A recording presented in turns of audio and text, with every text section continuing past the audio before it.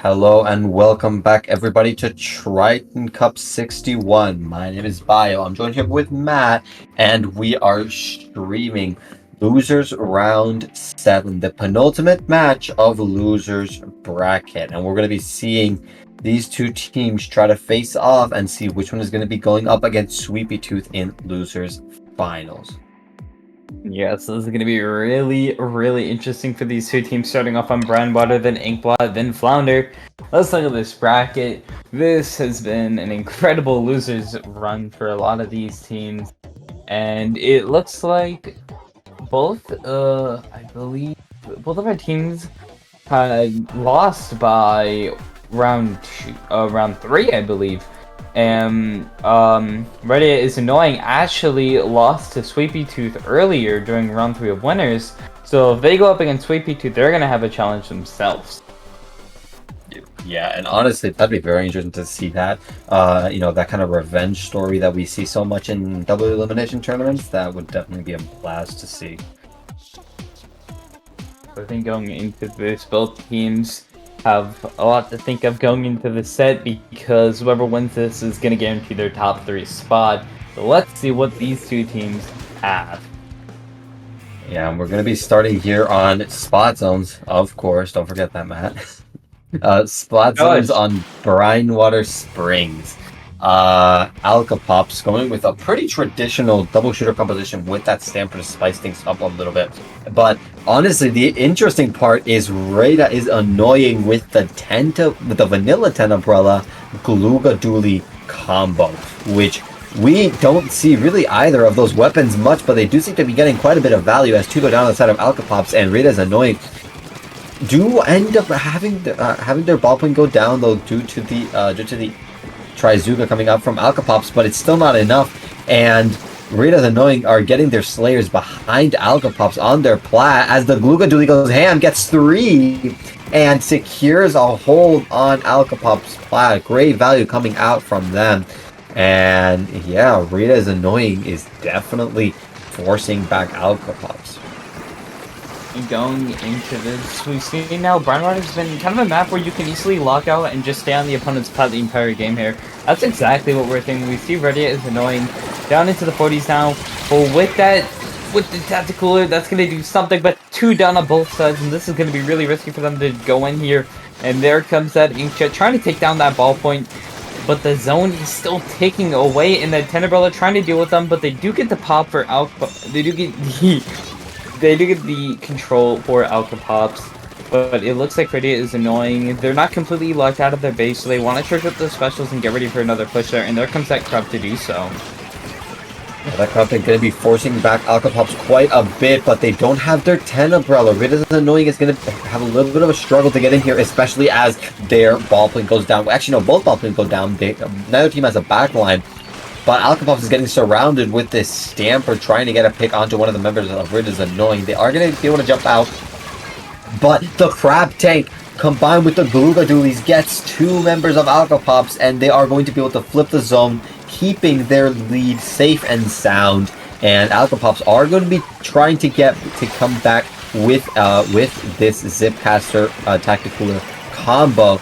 But not too much value is going to be derived from that. They're actually going to end up getting splatted by the Splashmatic player on the side of rydia's annoying. The Inkjet comes out as another special trying to flip things, but it's still not getting that much value. And that Gluga is still going to live even through so much damage being dealt to them. Actually get 2. And with this crab there, it's just 1 remaining on the side of rydia is annoying, and this is going to be kind of risky for them. Now that it looks like the zone is kind of flipped in Alkopop's favor, and we do see that Zuka out trying to get whatever picks that they can. They're taking out that Glugas is going to be huge though, and as their penalty is slowly ticking away, this is going to be really good for them. Yeah, but that shot is going to trade with the 10 umbrella, but I think this is in the favor of rydia's annoying, but doesn't say that go down on the side of rydia's annoying, but the rydia's annoying win the Inkjet matchup, but it's not really going to matter too much as the 10 umbrella gets their shield shredded. Alkopops take back lead comfortably and are now facing a knockout as they just have to paint zone, and that is going to be a quick last-minute lead switch and a knockout for Alkopops. I mean, me personally, if I won the Inkjet duel, I think that's a win in my book. I'm just saying that's a win in my book. And a fist bump. Yeah, I mean, hey, but hey, honestly, it'll all depend on what shows up in the send new bio, in my opinion, and I don't think an Inkjet duel win will show up. So those are my 2 cents. True. So going into this next one, Inkblot Art Academy. We've seen this map being played hundreds of times out here.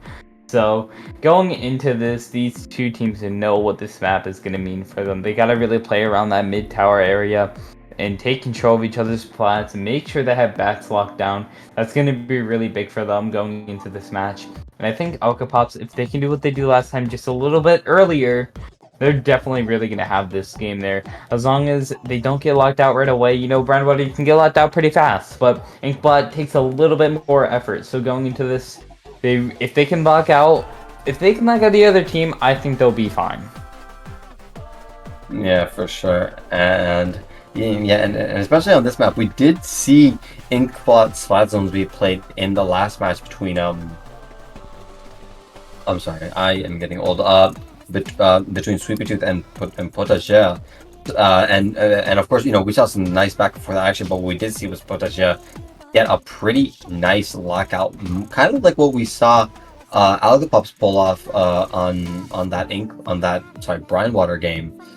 So we might be seeing some of that same energy be replicated on this game too, and it would be really beneficial for Alkopops as this is their match point. This is a best of 3, folks. So they just need this game, and they are moving on to losers finals, and Rita's Annoying is out of the tournament, so they need to be really careful about this one.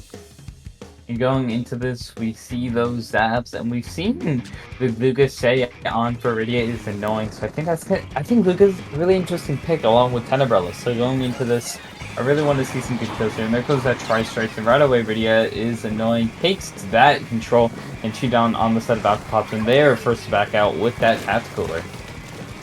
Yeah, and we see Rita's Annoying get those Glugas set up in some pretty advanced positions. They were forced to jump out a little bit ago, but it's not going to matter. They're still pushing up with their Tenebrella. And honestly, I'm kind of becoming a fan of that Tenebrella Glugas synergy. They can really play off of each other's protection really, really well, which is something that both weapons want a lot. But it is going to end up being disrupted by the Zipcaster, but actually never mind. It's not going to happen. Yaiju with those Gluga Dualies are going to get much more value. Oh my goodness, just constantly getting so many key picks. And Alkopops is now facing a possible knockout. Yarrow needs to get this, make this Inkjet get some value. It is going to help with the pick onto the Splash-O-Matic. That is going to be a lot of paint lost for Rita is Annoying, but with just 5 points remaining, if Rita is Annoying win this team fight, which they will, that's 3 down on the side of Alkopops, and we see an incredible 180 from that Brinewater game, from a long installed out, a back and forth to just a swift 100-0 knockout on the side of Rita's Annoying. So congratulations to them. Now we're moving on to a game 3. Now going into this, we've seen some incredible lockouts happening, and now it all comes down to Splat Zone's Flounder Heights. This is definitely going to be a really fun game to watch. It's really easy to lock out on this, but it's also kind of like Brinewater, You can lock out pretty fast, and it takes a while to get back in. So whatever team locks out here is going to be looking, I feel like it's going to look at a KO here. What do you think? Honestly, only time will tell, but we saw Rita's Annoying just... I'm kind of left speechless. They ran down Alkopops on that last game. They did a great job of holding them back. We just saw how they really... I don't even know what to say. They were just... They were playing off of each other, especially that Gluga and Tenebrella. really trading sides with each other to hold back Alkopops from not barely even letting them get out of their spawn, and that just was just a dominant showing, grinding that all the way to 0. So let's see what these two teams have here. I mean, we've seen pretty similar comps for both games. I mean, I think those Lugas intent might get switched out, but you know, they might keep them in and they might pull something off because they did it on Inkblot. So going into this is going to be really fun to see. Are they going to stick with these comps, or are they going to go for more something meta-like? How has Alkopops been doing? Yeah. Well, I mean, Alkopops, they did definitely show how they don't lose their cool in the face of adversity in that game 1. They did a really good job of also playing off of their frontliners, and especially some of those Trizukas, those Inkjets were getting a lot of value. But actually, speaking of Trizuka, that may I mean, we have seen both sides bring out that Trizuka. Rydia's annoying brought it out with the Tenna Sorella Brella, and Alkopops with the splatter shot. But here on Flounder Heights, that special is not the best in my opinion. It's a lot of verticality that make it difficult for the special to really shine. So we may see those teams edge away from that strategy in favor for maybe some other stuff. Now, unfortunately, we are going to be taking a little bit longer to get into this game, as there have been some connection issues in the lobby, but it shouldn't take too long to fix. Hopefully.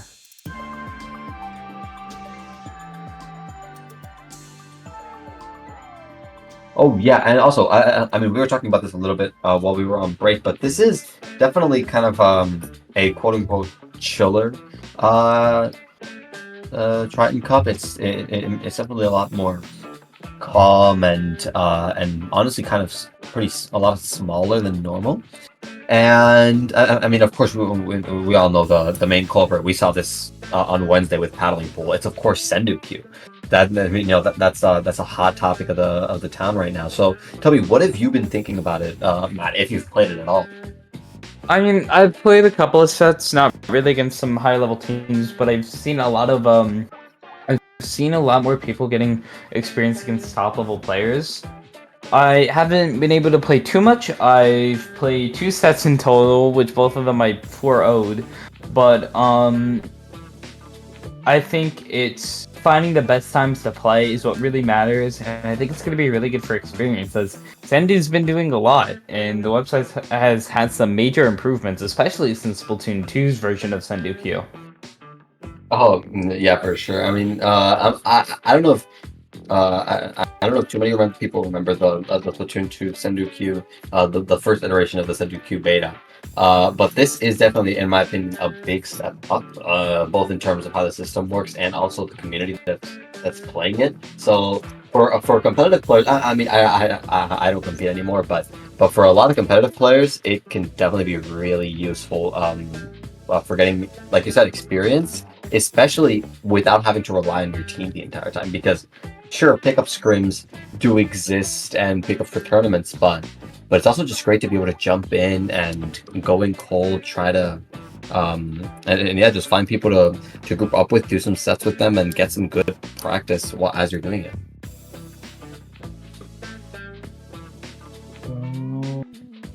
See, looks like you might. Okay, so since of some issues, we're not gonna be seeing what happens. Game 3, they're currently playing it out, and it might as well just be a waste of time if we get them back in the lobby.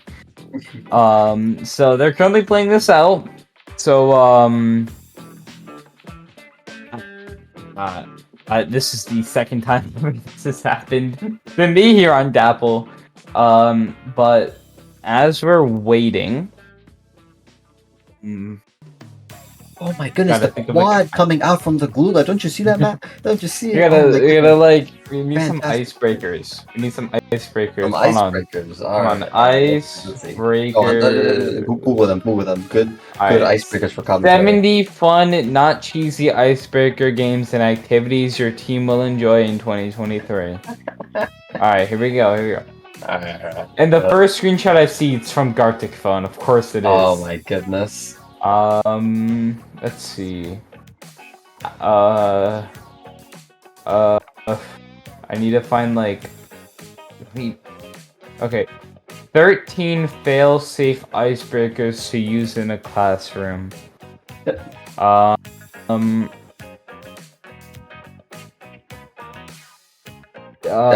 Yeah, sorry, yeah, stream. You are witnessing an introvert try to interact. Yeah, sorry about that. Stop it! My bad. It's so mean. Listen, I'm trying my best. Okay, Bio. What's something new you've learned about yourself in the last 3 months?